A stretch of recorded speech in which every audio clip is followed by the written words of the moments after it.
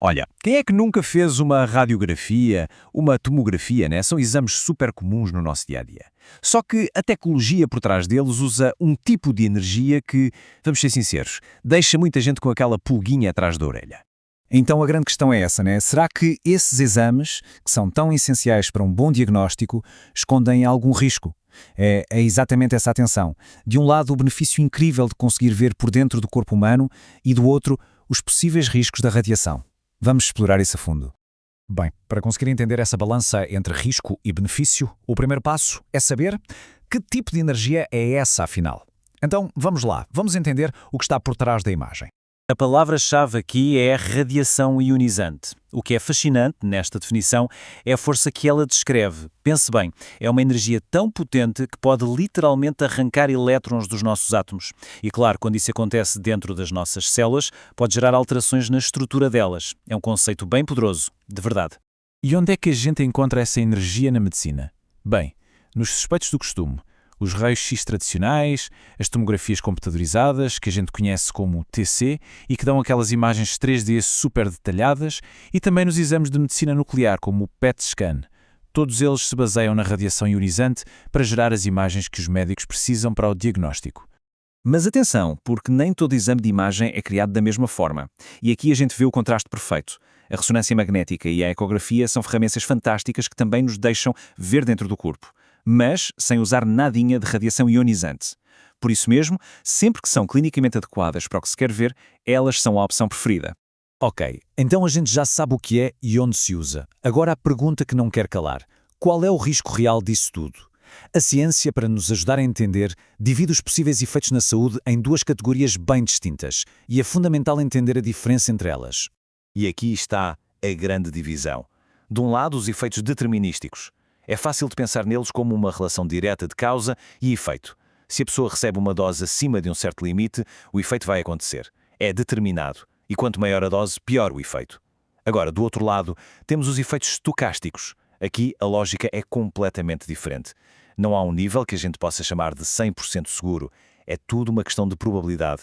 Uma dose maior não torna o efeito mais grave, mas aumenta a chance dele acontecer. É uma diferença sutil, mas crucial. Vamos focar um pouco nos efeitos determinísticos. O que essa tabela mostra são números concretos. Se olharmos os valores necessários para causar coisas como cataratas ou infertilidade, percebemos que as doses são muito, mas muito altas. Doses que na prática não se atingem num exame de diagnóstico de rotina. Isso aqui é mais relevante para situações de radioterapia ou acidentes, por exemplo. Sendo assim, no mundo do diagnóstico por imagem, a grande preocupação gira em torno dos efeitos estocásticos. É, como diz aqui, o risco da probabilidade. Não se parte do princípio de que existe um limiar seguro. A lógica é, uma dose mais alta significa uma probabilidade maior de um efeito adverso, sendo o desenvolvimento de um cancro o principal exemplo. É exatamente este risco probabilístico que as equipas de saúde trabalham sem parar para gerir e minimizar. Então, como é que eles fazem isso? Como é que os hospitais e as clínicas gerem esse risco de forma ativa? Pois bem, existe um princípio fundamental, quase como a estrela guia de tudo isso. Mas antes de falarmos do princípio em si, a gente precisa de um ponto de referência para dar contexto. Esse número, 3 millisieverts, ou MSV, é a dose média de radiação que uma pessoa recebe por ano só por viver no planeta Terra. Vem do solo, vem do espaço, até de certos alimentos. É a nossa linha de base, a radiação natural de fundo. É bom ter esse número em mente porque ele vai ajudar a colocar tudo em perspectiva. E aqui está um exemplo prático de como as grandes instituições levam isso a sério. Esta citação da missão do comitê do Hospital Albert Einstein é perfeita. O objetivo não é a exposição zero, mas sim a menor exposição necessária. E essa palavrinha, necessária, é a chave de tudo.